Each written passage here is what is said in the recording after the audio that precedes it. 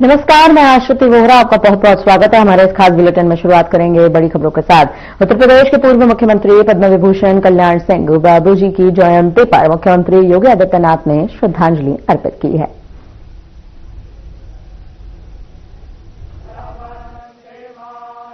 भारत माता की, भारत माता की, भारत माता की, वंदे वंदे वंदे, जय श्री राम, जय जय श्री राम।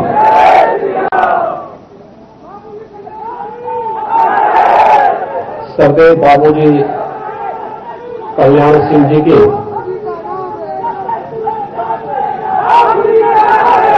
94वीं पावन जयंती कार्यक्रम में आज यहां पर उपस्थित इस पूरे कार्यक्रम के संयोजक पूर्व मंत्री, पूर्व सांसद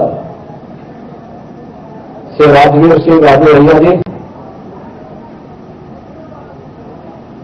उत्तर प्रदेश सरकार में मंत्रिमंडल के मेरे सहयोगी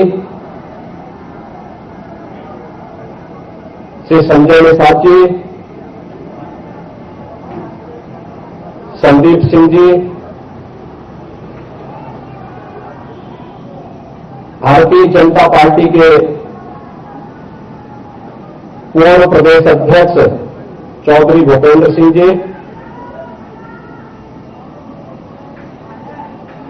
माननीय सांसद श्री सतीश गौतम जी, मुकेश राजपूत जी, हमारे सभी माननीय विधायकगण,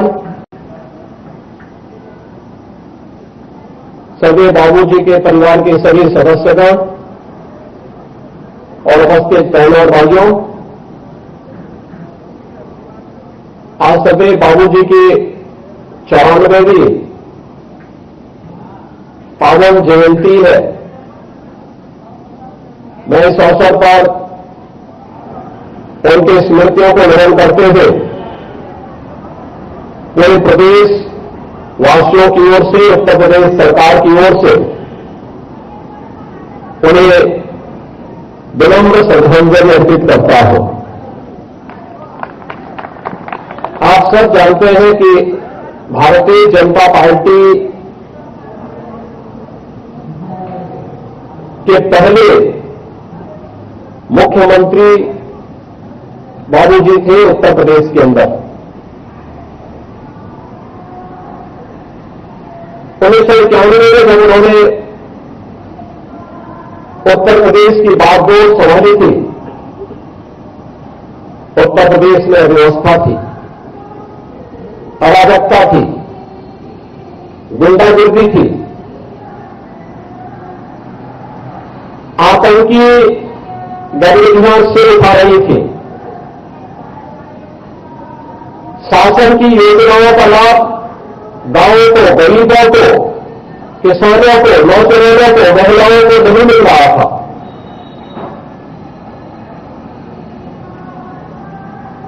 एक और अराजकता थी, कुव्यवस्था थी, और दूसरी ओर 500 वर्षों की गुलामी को दूर करने के लिए छटपटा रहा हिंदू समाज। उन स्थितियों में बाबूजी ने उत्तर प्रदेश की कमान अपने हाथों में ली थी। पहली भारतीय जनता पार्टी की पूर्ण बहुमत की सरकार, और मैंने जब कार्य प्रारंभ किया तो कुछ ही महीनों में हर उत्तर प्रदेश वासी के मन में एक विश्वास सुदृढ़ होने लग गया था कि उत्तर प्रदेश अब सुशासन की ओर चल करके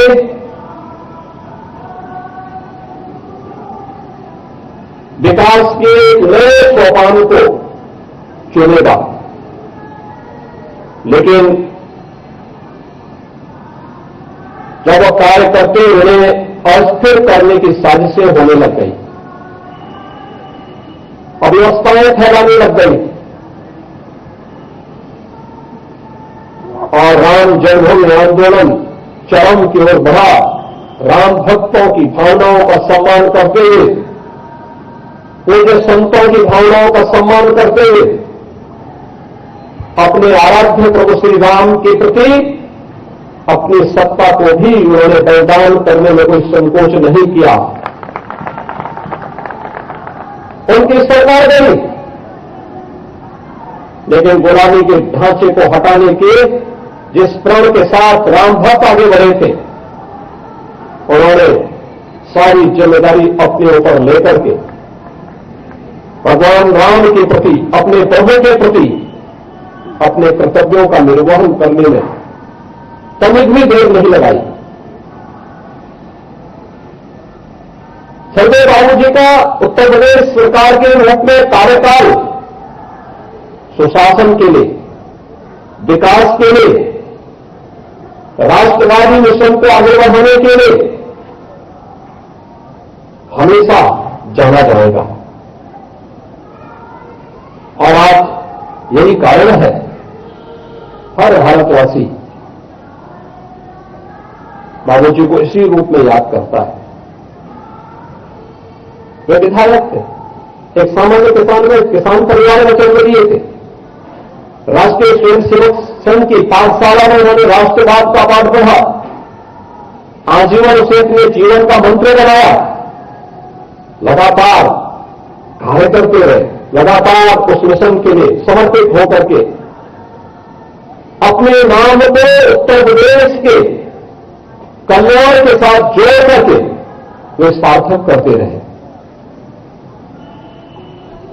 आज वो हमारे बीच नहीं, लेकिन एक विधायक के रूप में, एक मंत्री के रूप में, मुख्यमंत्री के रूप में, एक सांसद के रूप में और राज्यपाल के रूप में भी उनकी सेवाएं सदैव पूरे देशवासियों के लिए स्मरणीय रहेंगी।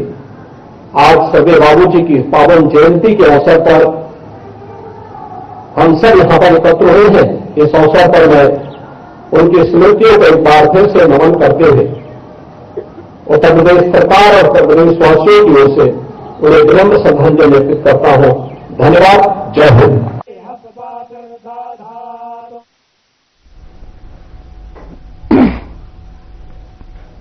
साधना समूह के विकसित भारत 2047 पर उत्तर प्रदेश की भूमिका पर विशेष चर्चा हुई। क्राउन प्लाजा और नोएडा मयूर विहार में कार्यक्रम का आयोजन किया गया, जिसमें कई गणमान्य लोगों ने अपनी बात रखी। उन्होंने क्या कुछ कहा, आइए आपको सुनवाते हैं। विचार हमारे अधूरे रह गए थे क्योंकि कुछ गेस्ट हमारे थोड़ा लेट पहुंचे और कुछ गेस्ट ऐसे थे जिनको हमने पूरा समय नहीं दिया। और विकसित भारत 2047 के ऊपर जो चर्चा हो रही है उसमें आप सबकी भूमिका बहुत अहम है। मैं आपको बताना चाहता हूं कि साधना न्यूज नेटवर्क के सभी चैनल्स पे आप इस समय लाइव हैं और जो विचार आपके हैं ये विचार लगातार आने वाले एक सप्ताह तक हमारे चैनल्स में आपको दिखाया जाएगा और आपके विचार रखे जाएंगे, क्योंकि मेरे यहां पे तमाम ऐसे लोग हैं जो विभिन्न क्षेत्रों से हैं और अपने क्षेत्रों में बहुत अच्छा काम कर रहे हैं। और जब विकसित भारत की बात आती है तो निश्चित रूप से उनकी जो कथनी है उसको आम दर्शकों तक पहुंचना बहुत जरूरी है।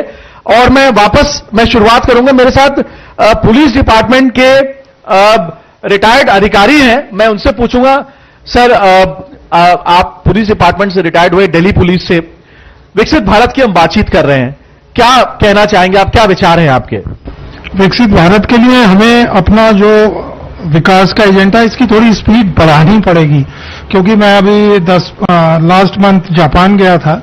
जापान ने भी वही चीज झेली थी जो 1945 में, वो वहां से जब युद्ध बंद हुआ और उसी समय 47 में हम हुए और ये 2047 वाला है। तो जापान की जो तरक्की है वो मैंने देखी, करीब ज्यादा नहीं बोलूंगा तो करीब 10-15 गुना हमारे यहां से बहुत ज्यादा है। और अब मोदी जी का भी जो विजन है और जिस तरीके से हम सारे क्षेत्र को मैं तो अर्थव्यवस्था की बात, क्योंकि इसके बाद में ज्यादातर अब स्टॉक्स वगैरह में डील करता हूं, ये अपना शेयर ट्रेडिंग वगैरह का मेरा अपना एक ऑफिस है, वहां मैं बैठता हूं। तो मैं देख रहा हूं कि धीरे धीरे लोग जो है वो अब पैसे की बात जो है करते हैं और हम इससे हमारा जो बोलने का ढंग है वो देश के बाहर भी सुना जाता है, हमारे लोगों को समझा जाता है, जो पहले शायद इतना नहीं था। निश्चित ही रूप से मोदी जी के आने से या भारतीय जनता पार्टी के आने से एक बहुत बड़ा आत्मबल मिला है सबको। और जहां तक अर्थव्यवस्था की बात है, मैं बिल्कुल वो हूं कि हम जो तीसरी अर्थव्यवस्था की बात कर रहे हैं, पांचवी चौथी से अब तीसरी पे आ जाएंगे, तो वो होके रहेगा और I am very much sure about it. धन्यवाद। तो राजेश जी ने एक बड़ी बात करी। देखिए, बात करने वाला व्यक्ति, क्योंकि खास तौर से इस देश में दो भाग हैं, जो सही और गलत की बात करते हैं, लेकिन तथ्यात्मक बात पर अगर जब आप कोई बात अपनी रखते हैं तो कहीं ना कहीं उसका आधार मजबूत होता है। इसी क्रम में हमारे साथ एक और शख्स मौजूद हैं, डॉक्टर सचिन गोयल जी हैं। डॉक्टर साहब, हेयर ट्रांसप्लांटेशन का काम है, तमाम जो गंजे लोग हैं उनको आप बाल पहना रहे हैं और बाल लगवा रहे हैं, पैसे भी कमा रहे हैं, तो ये भी विकसित भारत में तो आता है। हाँ जी सर, बिल्कुल ठीक कह रहे हैं। लेकिन ज्यादा पैसे चार्ज कर, ये मैं देख रहा हूं ज्यादा लोग बाल लगाने लगे। लोग ज्यादा गंजे बो रहे हैं या लोग ज्यादा बाल लगवा रहे हैं? सर, लोगों को मतलब अब अपनी डेवलपमेंट खुद कर रहे हैं, लोग अपना मतलब अपना बेसिकली अपनी ग्रोथ के ऊपर ध्यान दे रहे हैं। पहले नहीं देते थे, अब जैसे ए कंट्रीज की बात करो, ए सिटीज की बात करो, तो लोग अपने पर बहुत ध्यान दे रहे हैं। इसलिए बालों का ट्रीटमेंट आपने देखा होगा, काफी नंबर ऑफ चीजें आई, बड़े बड़े ब्रांड्स आए और ट्रिलियंस के ऊपर आप इन्होंने ब्रांडिंग को कवरअप किया, सारी चीजें करी और फंडिंग लेकर आए, 100 करोड़ रुपए की फंडिंग लेकर आए मतलब बालों के ऊपर। और इतना ट्रांसप्लांट का बिजनेस चल रहा है, हेयर का ट्रीटमेंट चल रहा है, बालों की समस्या बहुत ज्यादा बढ़ गई है सारी सिटीज के अंदर। अच्छा, एक बात यहां से, क्योंकि विकसित भारत की बात हो रही है, तो निश्चित रूप से आपने काफी अच्छा विकास किया है, बातचीत में लग रहा है। तो आज हमारे इस प्रोग्राम में आए हुए तमाम जो लोग हैं, कल को उन्हें कोई आपके बालों से संबंधित अगर उन्हें कोई आपसे कोई डिस्काउंट चाहिए, तो क्या आप इस बात का आश्वासन देंगे? 100% आपके मतलब विकसित भारत में आए हैं तो जरूर 100% आप आइए। कभी भी डिस्काउंट की बात तो सर आपके ऊपर है, जितना मर्जी दे दीजिए। Thank you sir. तो यही विकसित भारत, ये भी है, भाईचारा है, अपनापन है, और मुझे लगता है कि यही देश को जोड़ता भी है, और ये मोदी सरकार की यही सबसे बड़ी उनकी पहल है और उनकी भूमिका है। हमारे साथ सुशील सूद नाम के व्यक्ति हैं यहां पे, रियल एस्टेट का काम करते हैं और बिना फीस लिए किसी का कोई काम आप करते नहीं है। तो विकसित भारत में ये भी एक अपने आप में एक पार्ट है। रियल एस्टेट की हम बात करें, पहले लोग किराए के मकान लेते थे और अब लोग मकान ले रहे हैं, क्योंकि फ्लैट्स में देखते हो नोएडा में काफी बन रहे हैं, एनसीआर में। तो क्या लगता है आपको कि मोदी सरकार में 2014 के बाद से क्या लोगों का रियल एस्टेट में किस प्रकार का आपके विचार हैं, और आप क्या सोचते हैं रियल एस्टेट की क्या स्थिति हुई है 2014 के बाद से? सर, 2014 के बाद जो रेरा आया है रियल एस्टेट में, वो बहुत अच्छा स्कीम लेके आए हैं ये रेरा की वजह से, और आगे ही लेके आएंगे। और इसको मतलब पहले से ज्यादा बेटर हुआ है रियल एस्टेट में। और जैसे पहले प्रॉपर्टी लेना एक डिफिकल्ट हुआ करता था, आजकल बहुत इजी हो गया है। जैसे कि लोन वगैरह भी बहुत इजी हो गए हैं और प्रॉपर्टी की वैल्यू मतलब काफी पहले से ज्यादा बेटर हो गई है। तो आप मानते हैं कि विकास का स्तर बढ़ा है पिछले 10 सालों में, मोदी जी के कार्यकाल में, योगी जी के कार्यकाल में? जी बिल्कुल बढ़ा है, योगी जी के कार्यकाल में बिल्कुल बढ़ा है सर। उत्तर प्रदेश में जो लॉ एंड ऑर्डर की स्थिति है, अगर मैं उसके बारे में पूछूं, उसमें क्या कहना चाहेंगे आप? बहुत अच्छी है सर, उत्तर प्रदेश में जो लॉ एंड ऑर्डर की स्थिति है बहुत बढ़िया है। योगी जी ने बहुत कंट्रोल किया है सर। बड़ी बात, योगी सरकार की भी तारीफ यहां पे हो रही है। हम बात महिलाओं की जरूर करेंगे, क्योंकि महिलाओं से ही कहीं ना कहीं क्योंकि सरकार को, भारतीय जनता पार्टी को जो वोट मिलता है उसमें अधिकांश प्रतिशत महिलाओं का जरूर आए, और उसी क्रम में हम बात करेंगे। पूजा जी, आप नोएडा में काफी वर्षों से आप यहां पे रह रही, कॉर्पोरेट कंपनी में आप काम भी कर रही हैं। अगर हम लॉ एंड ऑर्डर की बात करें योगी सरकार के बारे में, तो क्या कहना चाहेंगे आप योगी सरकार के बारे में? यही बोलना चाहूंगी कि पहले से बहुत ज्यादा इम्प्रूवमेंट है, क्योंकि मैं अगर अपनी बात करूं, मैं बहुत आउटर नोएडा में रहती हूं, जो कि कुछ टाइम पहले तक बहुत सुनसान और बहुत सेफ नहीं था। बट अभी अगर करंटली देखें तो पुलिस आपको रात में भी खड़ी हुई मिलती है, उस वे में सिक्योरिटी वाइज आपकी एक कॉल पे सारे काम होते हैं, एक्शंस फास्ट होते हैं, तो बहुत बेटर हुआ है। निश्चित रूप से काम अच्छा हो रहा है, तभी हमने आज का टॉपिक भी रखा विकसित भारत 2047। हमारे साथ पूर्व शिक्षिका हैं, गृहिणी हैं, श्रीमती पल्लवी सिंह जी। मैम, क्योंकि आप एक शिक्षिका हैं, क्योंकि शिक्षिका और जो शिक्षक वही इस देश को आगे बढ़ाने में बहुत अहम भूमिका निभाते हैं। विकसित भारत 2047 की हम बातचीत कर रहे हैं, क्या विचार हैं आपके? तो इसके लिए सारी चीजों का बराबर का विकास होना चाहिए। शिक्षा, जिसका समान शिक्षा अधिकार मेरा मानना है। किसी भी तरह का कोई आरक्षण नहीं, जो जिसके काबिल है उसको उसी तरह का शिक्षा भी मिले, कोई ऊंचा नहीं कोई नीचा नहीं। दूसरी बात, ये सुरक्षा से रिलेटेड बोल रहे थे, सुरक्षा, और जिसका मैं जो पढ़ती हूँ और देख रही हूँ कि एक बहुत बड़ा काम ये गिफ्ट सिटी के नाम से गुजरात में बना रहे हैं। अभी तक हम जानते थे कि सुरक्षा की सारी डील जो है आयरलैंड में हुआ करती थी, कुछ एटमॉस्फेरिक कंडीशन और रिलेटेबल चीजों को लेकर के सारे सुरक्षा समझौते आयरलैंड में किए जाते थे, बट वो गिफ्ट सिटी में अब वो इस तरह से तैयार कर रहे हैं कि सुरक्षा की जितनी बड़ी डील्स हुआ करेंगी वो गिफ्ट सिटी में हुआ करेंगी। तो ऑब्वियसली हमारे देश को एक बहुत बड़ा फायदा उधर से, ये जो मिसाइल्स हम पहले इंपोर्ट करते थे सुरक्षा के लिए, बट अब हम खुद बनाएंगे और इवन लोगों को देंगे, तो ऑब्वियसली हमारा देश इसमें सुदृढ़ होगा। तो सुरक्षा सिर्फ एक जगह से नहीं आएगी, आपका महिला सशक्तिकरण जो काफी अच्छे से चल रहा है, अब तो ये नोन भी है कि सारी लेडीज ही बैकबोन है एक तरीके से भाजपा का, और हम जो धीरे धीरे हमारे से अलग भी लोग थे उनको भी हम खींच करके भाजपा की तरफ ले ही आते हैं। तो सुरक्षा, हमारी महिला सशक्तिकरण, दूसरा एक देश सबसे ऊपर है, उसका सशक्तिकरण सबसे जरूरी है। तो सुरक्षा के लिहाज से भी अच्छा हो रहा है और आगे और अच्छा करे तो और अच्छी बात कही श्रीमती पल्लवी सिंह जी ने। और मोदी सरकार के लिए एक और अच्छी बात है कि इस तरह से जो महिलाएं हैं वो सिर्फ ना कि आपके लिए एक वोट है बल्कि वोट बैंक भी है, क्योंकि ये पूरा बैंक की तरह ही आपके वोट को और इकट्ठा भी करेंगे। तो ऐसी महिलाओं पर खास ध्यान देना चाहिए मोदी सरकार को, ये मैं अपने इस प्रोग्राम के माध्यम से जरूर कहना चाहूंगा। हमारे साथ IRCTC के DGM फाइनेंस हैं श्री KM सिंह जी। सर, आप कुछ कहना चाहेंगे सर विकसित भारत 2047 के बारे में? देखिए, विकसित भारत में तो सबसे बड़ी चीज है कि डेवलपमेंट पे फोकस करना है।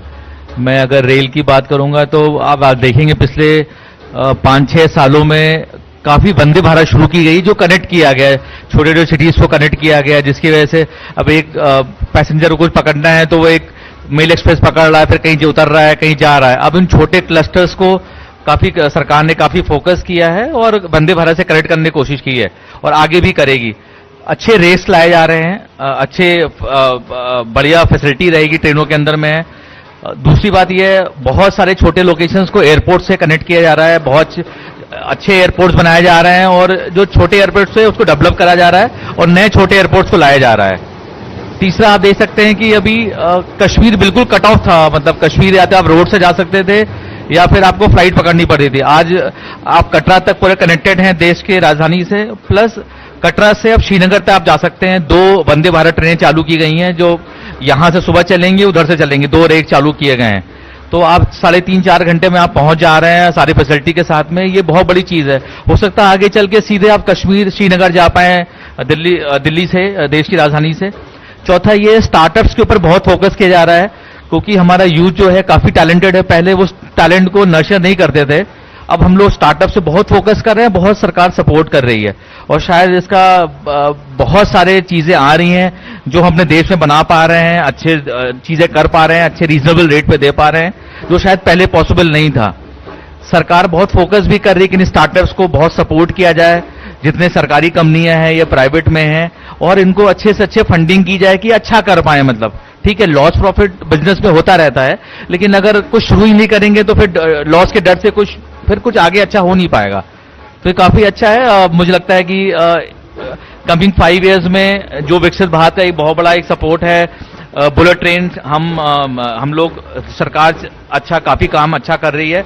तो अहमदाबाद से मुंबई तक का जो हमारा वो कॉरिडोर बन रहा है बुलेट ट्रेन का, तो हम लोगों को लगता है, आशा करते हैं कि 5 साल के अंदर में एक हमारा क्लस्टर वो चालू हो जाएगा, जो शायद हम जापान के कुछ चीजों के लिए हम उसके बराबरी कर पाएंगे। आसान प्रोजेक्ट नहीं होता है बुलेट ट्रेन बनाना, एक अलग कॉरिडोर क्रिएट करना और दोनों साइड से बैरिकेडिंग करना कि कोई कुछ आ ना पाए, बट बहुत अच्छी चीज है, बहुत बढ़िया आ रहा है और सभी लोग काफी फ्री महसूस कर रहे हैं। और जहां नया सेगमेंट आ रहा है, सरकार ही बहुत सपोर्ट कर रही है, प्रमोट कर रही है, ये एक बहुत अच्छी बात है। लॉ एंड ऑर्डर तो बहुत जरूरी है अच्छा होना, तभी ज्यादातर इंडस्ट्रीज आती हैं और सपोर्ट करती हैं। अब आप देखोगे डिफेंस कॉरिडोर बनाए इन्होंने वो बुंदेलखंड के बेल्ट में, जो कभी कोई सोच नहीं सकता था। लोग सोचते थे पानी नहीं आता बुंदेलखंड में तो क्या एस्टैब्लिश करेंगे। बहुत ही अच्छा डिफेंस कॉरिडोर उन्होंने क्रिएट किया है, कितनी जॉब्स आ रही हैं, कितना अच्छा क्रिएशन हो रहा है। मैं तो नहीं मानता हूं कि बहुत ज्यादा बेरोजगारी है, मतलब आज भी हर कंपनियों कुछ न कुछ लोग चाहिए होते हैं। हाँ, अब लोगों को चाहिए कि हाँ हम वो स्टार्टअप शुरू करें कि ना करें, हमें इतनी सैलरी चाहिए कि कम में शुरू करें, कुछ सीखें, आगे बढ़ें, तो है, काफी चांसेस हैं और काफी अच्छा हो रहा है। मतलब मुझे उम्मीद तो पूरी है कि काफी अच्छा मतलब होगा, 2047 तक काफी बढ़िया डेवलपमेंट हो जाएगा और हम एक विकसित भारत बन पाएंगे। मतलब डिटेल बताने के लिए हमारे साथ एक और शख्स मौजूद है, संजीत झा जी हैं, और संजीत झा जी के बारे में बताते चलूं कि सर मुझे याद है 2005-6 में सेक्टर 15 में एक जो मार्केट है, आपकी दुकान में 3-4 लोग बैठा करते थे और उसमें भी ऐसा लगता था कि बहुत ज्यादा फंस गए। अभी हाल ही में आपके मैं ऑफिस गया, सेक्टर 8 में 6 लगता है, जितना बड़ा आपका केबिन है उतमें तो हमारा आधी कैंटीन आती है। और ये पैसा अचानक कैसे, तो क्या ये विकसित भारत का योग है या आपका कोई व्यक्तिगत विकास हो रहा है? कैसे किया आपने ये पिछले 10-12 सालों में, मैं देख रहा हूं। सर ये तो आप लोगों का प्यार है और ऊपर भगवान की कृपा। हमने शुरुआत जर्नी की थी लेटर प्रेस से, जो सबसे पहले पुराने जब आप शायद ही कहीं देखने को मिलेगा। हमारी प्रिंटिंग इंडस्ट्री जो है इंडिया के अंदर 3rd largest employment generation industry है।